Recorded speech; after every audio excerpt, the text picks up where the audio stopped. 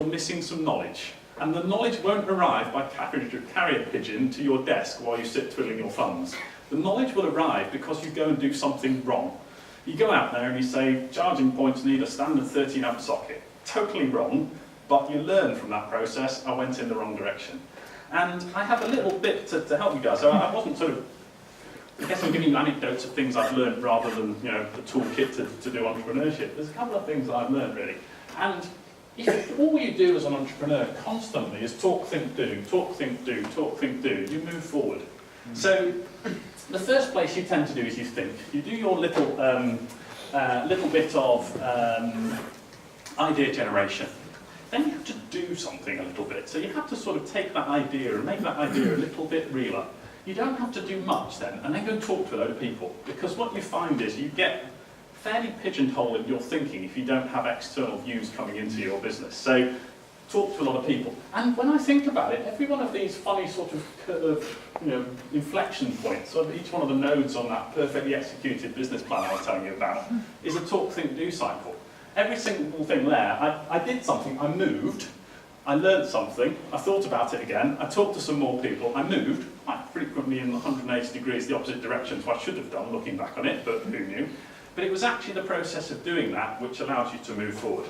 So don't read too much into, and Richard Branson's actually quite a good one, he shares a few of his pain points, but if entrepreneurs tell you that it was a completely serene experience, then press a bit harder because it probably wasn't. And just sort of remember that doing nothing is always wrong as a general manager. If you do something, it'll either be right or be wrong, but at least you'll have got rid of one of the routes which wasn't right, which is always better than not knowing. Last one I'm going to share with you guys and open it up to questions is just the money thing. We've touched on it before. Here's the normal distribution of entrepreneurial success. You all know normal distribution curves, I suppose.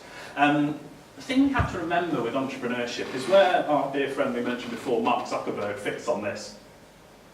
Way off down there. So again, it's all this part about, if you think that you're going to be the next Mark Zuckerberg, I hope 10 of you in this room are the next Mark Zuckerberg. I think that would be brilliant. I think what you have to look at statistically, though, it's probably quite unlikely. And when you think about exits, you also have to think about, right, where's naught on this? Where's, I successfully achieved nothing, but I didn't lose any money. There. So, enormously, the most likely thing that's going to happen to you guys is your first venture, at least, is going to get through an outrageous amount of capital and make you significantly less wealthy than when you started on it. But you will have learned.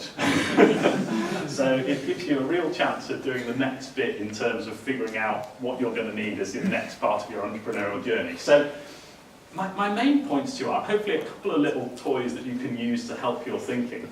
But the biggest one of this is, for me, don't do entrepreneurship for the money, because statistically, mathematically, that's a ridiculous notion. You are going to be far more likely to lose lots of money than you are making. It really is a bad equation from I want to gain wealth. If you want to do entrepreneurship, do it because it's something you're madly passionate about, something that an itch you have to scratch. Do it because you want to change the world. Do it because, like me, you want to make sure travel doesn't damage the earth. Just maybe, you'll end up making some wealth out of it. But please don't go on the mission with that as your main objective. So that's my main message for you guys. I hope there was a few laughs and a few interesting insights into that, but I'm totally open to Q&A. Hit me with a few questions. I'll do my best to give you a good answer to the whole lot.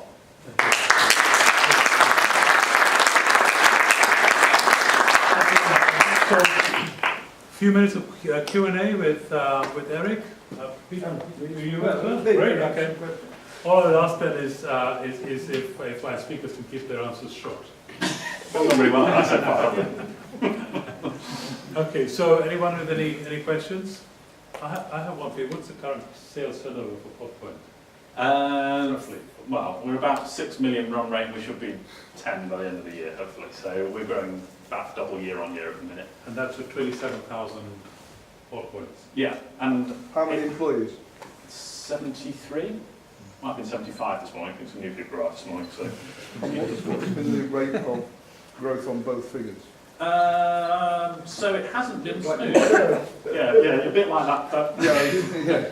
So the reality of my is, again, I think when you look back at a successful business and you step back from it far enough, you can probably see elements of the textbook exponential growth curve that is ideally what you want, but the actual experience of being in your business, in my experience, is it isn't like that. Maybe it was for the guys that started Google, but for us, you disappear off in a direction, you make some money, that turns out to be a bit of an incorrect route, you correct back again, you come into it. So, Pod Point hasn't been metronomically increasing in an exponential manner every year. It is at the moment, but certainly if you take the fact that we started in 2009 and just basically had our sole strategy for 4 years was don't die.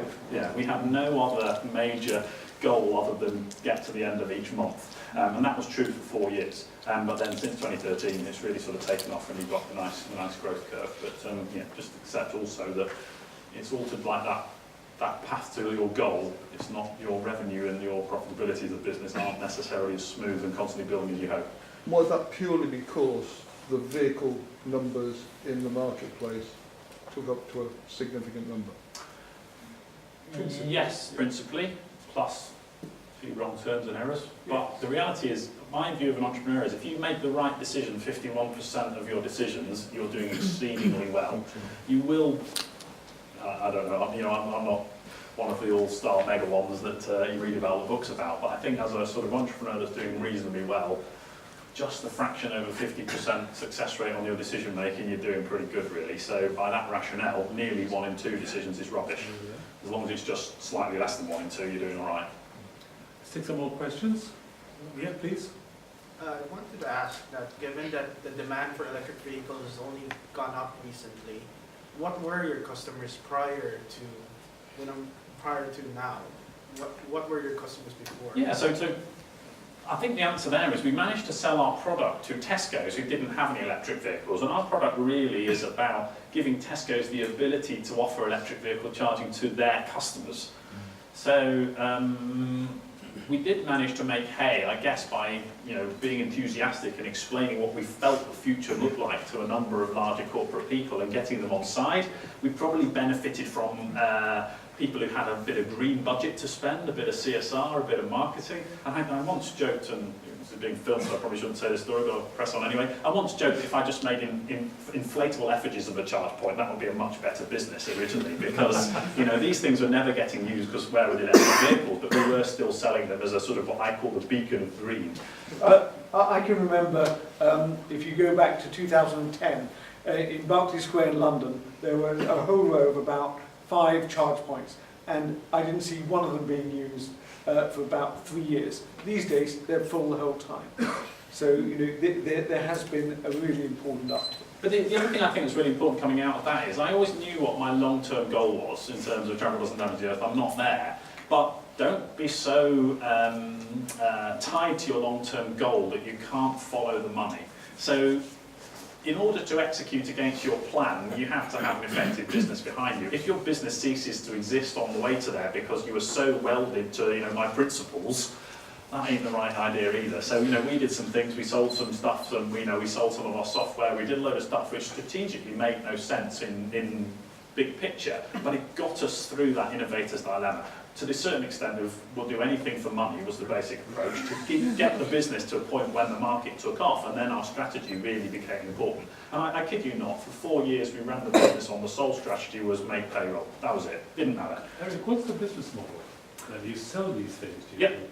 So the business model now is we sell charge points, so 2 things, home charge and workplace. So workplace is the more interesting business model, I think. We sell the asset to the likes of Sainsbury's. They then pay a monthly fee to be on our software platform, and we take a small rev share on every time someone uses one of those charge points. So our bet is, initially you're making the money as a business, the cash is coming into the business from the asset sale, but long term we're building up a massive network of charging points, and then we just want to take a tiny weedy fraction of the money that flows through everyone's charging on a nationwide basis. So big asset build out phase, and then eventually the business flips over to a recurring revenue model.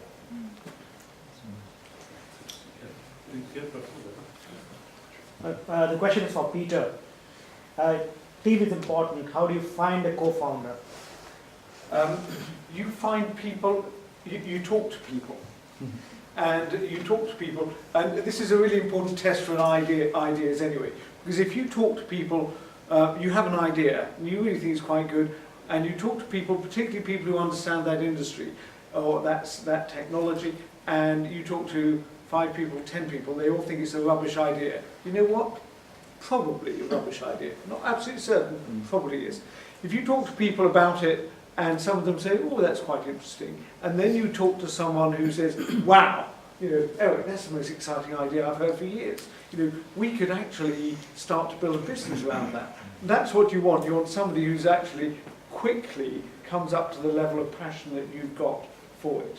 And you can, my real acid test is you can hear when they move from your idea to our business. You know, that you know you've got somebody sort of captured. Now, they may not be the right people. Do they have the right skills? Have they got the commitment, the energy, and the personality that you need as well? So it's difficult. One of the things I tell people starting their new business, particularly at a very early stage, are normally spending 99% of their time on the technology, you know, cutting the code, developing prototypes and things like this. As it advances, they maybe start spending more time talking to customers. That is really important. You have to do more of that earlier. The thing that they don't do is spend time building their team.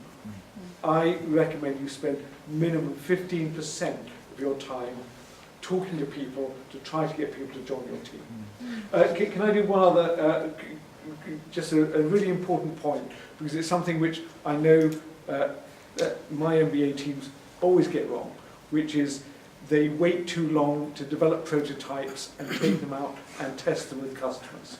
This is absolutely essential. I've had teams who spend months, sometimes years, polishing their business plan, typing it away, putting the adjectives in, bigger adjectives in and things like that. Actually, your business plan is not going to make the business work. What you really have to do is to develop prototypes very early, go out and test them with customers, because the customers will not like them. And you have to listen to the customers and change and pivot, develop plan B, whatever you call it. The time it took from Erik's initial drawings to getting a full-size prototype didn't work, but it looked just like the one that you showed. It wasn't very long. So I invented the business 18th of, not that you remember these things, but you remember your kids' birthdays, but 18th of March 2009 I founded the business. I had my first sale from Tesco's in May of that year, which was off the back of a rendering. So having Peter told you, get a prototype out quick. If you can't be asked getting a prototype, go and sell a rendering. Yeah. But do something which gets the customer engaged in it. And then we got one of these things into the ground in September.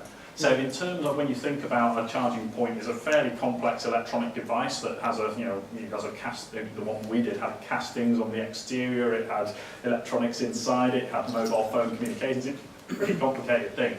To this day, I have no idea how we got one in the ground. I know how we got one in the ground, it wasn't very good. But the reality was, we got a product out there, and we just iterated the hell out of that thing. Your first product will sell, no doubt about it. When you look back at it in 10 years, you'll think that was a bit of an embarrassing thing, that first product. But that's fine, it took you through one of those talk, think, do cycles. You did the do piece, and you learned from it. And do you know what? Most of your customers, when they're, someone like a Tesco's, they get when they're dealing with a, brand new startup business that there's going to be a few teething problems, and they define you by your ability to iterate out of that and figure that out quickly and keep responding to it. Do that fast. In your ideas, do it fast. Yeah. How long did it take for you to break even? No idea. Not got there yet. Well, actually, interesting, when we had a lot less money, we had to break even more often. But we've now got quite a lot of investment. We did 3 crowdfunding rounds last year, and we've got more money. We're doing another crowdfunding round. And so we've now got money, so we can grow the business much faster. And that means we make a loss. It depends on your business as well, because we're an asset build-out play. So my personal belief is, why would we worry about making profit if I genuinely believe we're super early in a market and it's about investing our own business in order to accelerate? I think every pound that the business has got, if I can invest that effectively in what we do, I fundamentally believe the best place for money is in what I'm doing at the minute. So profitability is not our number one concern, but I appreciate that's a unique dynamic of the particular business I'm in. It's not necessarily the right answer. And necessity and available capital, as Peter was saying, changed your view. We were profitable for not the first year, but years 2, 3 and 4, I think we were profitable for. We had to be. We had to be, died. because we'd have died otherwise. So, but now capital is available to us, you know, the investment community sees what we're doing. The rest of the world has caught up with this crazy idea that electric vehicles have been happening. We can actually have the pleasure of actually saying profitability isn't the number one concern of Popline at the moment. Building out an asset base, which one day is a profitable thing, yes, that is obviously something that's important to us, but you can actually change your view. Also hands going up now. What do you mean you don't need to make profit? Yeah, let's start with you first, yes, and then we go sweep around from left to right. Go ahead. So, how do you protect your ideas when you talk to other people? How do you Protect your Right. ideas. So don't bother, it's my first thing. So if you can't talk to your world about your idea, it's useless. You have to get feedback from the planet. So protectability is an important thing, but you can't protect the concept of what you're doing. By all means, protect the nitty-gritty. So how the PodPoint software interfaces with the hardware and how we do some real clever stuff to do with how all that works. That'd be secret, that'd be the sort of stuff we patent, but you can't get anywhere in life if you're afraid to tell the world what your idea is. You've got to shout from the rooftops about what your idea is. The chance that the person you told will nick your idea and out-execute you is naught. That just doesn't happen in my experience. So get the definition right between fundamentally secret and is the secret source of my business completely different. I can put my master, the master plan that the whole of PodPoint is built up on a slide for you guys.